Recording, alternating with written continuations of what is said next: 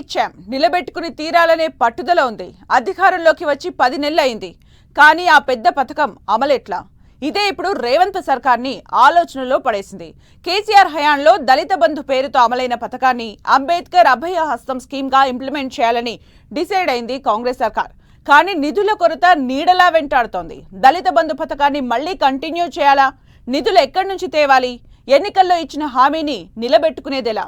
దీనిపైనే రేవంత్ సర్కార్ చర్చోపచర్చలు చేస్తోంది.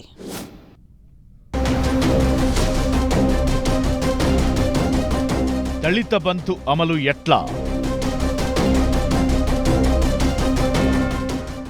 హామీ అమలు చేయాలనే పట్టుదల, నిధుల కోసం రేవంత్ సర్కార్ చర్చోపచర్చలు.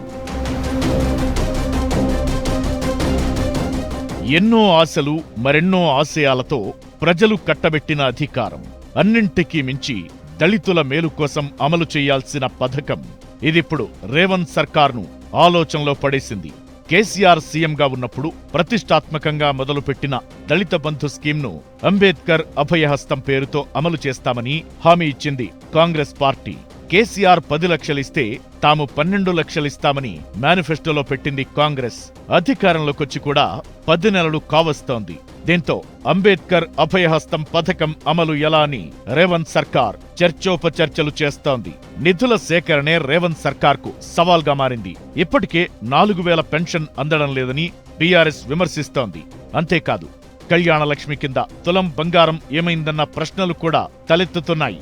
ఇదే టైంలో దళిత బంధుపై కూడా ప్రభుత్వంపై ప్రెషర్ పెరుగుతోంది. బీఆర్ఎస్ సర్కార్ హయాంలో అనర్హులకు కూడా ఈ స్కీమ్ వర్తింపజేశారని కాంగ్రెస్ నేతలు ఆరోపిస్తున్నారు. గులాబీ పార్టీ కార్యకర్తలు, నేతల అనుచరులు, కుటుంబ సభ్యులకు దళిత బంధు ఇచ్చారని విమర్శిస్తోంది. రాజకీయ పదవుల్లో ఉన్నవారికి కూడా బీఆర్ఎస్ సర్కార్ దళిత బంధు ఇచ్చిందని అంటున్నారు. అయితే గత ప్రభుత్వం దళిత బంధు అమలు, లబ్ధిదారుల ఎంపిక, గ్రౌండింగ్ వంటి అన్ని బాధ్యతలు కలెక్టర్లకే అప్పగించింది. ఇప్పుడు అధికారంలో ఉన్న కాంగ్రెస్ సర్కార్ మాత్రం ఉమ్మడి జిల్లాలకు ఇన్ఛార్జ్ మంత్రులను నియమించింది. లబ్ధిదారుల ఎంపికలో మంత్రులను కూడా భాగస్వామ్యం చేయాలని ప్రభుత్వం భావిస్తున్నట్టు తెలుస్తోంది. అంబేద్కర్ అభయహస్తం ఆశావహులు ఎక్కువగా ఉండటం, నిధుల కొరత నేపథ్యంలో దశలవారీగా ఆర్థిక సాయం చేయాలని రేవంత్ సర్కార్ భావిస్తోంది. గత బీఆర్ఎస్ హయాంలో 10 లక్షలిస్తే అందులో అధికార పార్టీ ఎమ్మెల్యేలు 3 లక్షల నుంచి 4 లక్షల దాకా వసూలు చేసినట్లు ఆరోపణలు వచ్చాయి. అప్పటి సీఎం కేసీఆర్ కూడా ఎమ్మెల్యేల తీరుపై బహిరంగంగానే ఆరోపణలు చేయడం చర్చనీయాంశమైంది. గత ప్రభుత్వ హయాంలో జరిగిన తప్పులు, అవినీతి మళ్లీ రిపీట్ కాకుండా పకడ్బందీగా అమలు చేయాలని కాంగ్రెస్ సర్కార్ భావిస్తోంది. గత బీఆర్ఎస్ ప్రభుత్వం దళిత బంధు కింద 38,000 మందికి 10 లక్షల చొప్పున ఆర్థిక సాయం చేసినట్టు అధికారిక లెక్కలు చెబుతున్నాయి. ఇంకా చాలా మంది దరఖాస్తు చేసుకున్న కేసీఆర్ ప్రభుత్వం కూడా నిధుల కొరత వల్లే పూర్తి స్థాయిలో దళిత బంధును అమలు చేయలేకపోయింది. ఇప్పుడు 10 లక్షల స్థానంలో ఒక్కొక్కరికి 12 లక్షల ఆర్థిక సాయం చేయడమంటే తలకు మించి భారమవుతుందని తెలంగాణ ప్రభుత్వం భావిస్తోంది. మొదటి విడతలో నియోజకవర్గానికి 1000 మంది చొప్పున 119 నియోజకవర్గాల్లో అంబేద్కర్ అభయహస్తం స్కీమ్ అమలు చేస్తే 14,000 కోట్ల రూపాయలు అవసరం అవుతాయని అంచనా వేస్తున్నారు. ఇప్పటికే రైతు రుణమాఫీ అమలు చేయడంతో ప్రభుత్వంపై పెద్ద ఎత్తున ఆర్థిక భారం పడింది. రైతు భరోసాకు నిధులు లేక వాయిదా వేస్తూ వస్తున్నారు. ఈ క్రమంలో మిగతా అభివృద్ధి, సంక్షేమ కార్యక్రమాలకు నిధుల కొరత ఏర్పడుతోంది.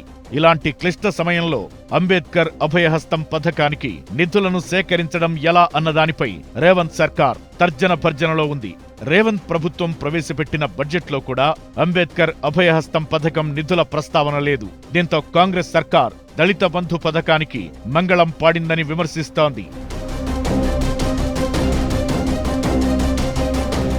దళిత వర్గాల నుంచి వ్యతిరేకత రావద్దంటే స్కీమ్ను అమలు చేసి తీరాలని భావిస్తోంది రేవంత్ సర్కార్. రుణం తెస్తామా, మరేదైనా మార్గంలో నిధులు సేకరిస్తామా అన్న విషయాన్ని పక్కన పెడితే ఎలాగైనా దళితులకు సాయం చేసే పథకాన్ని ఇంప్లిమెంట్ చేసి తీరాలని పట్టుదలతో ఉన్నారు సీఎం రేవంత్ రెడ్డి.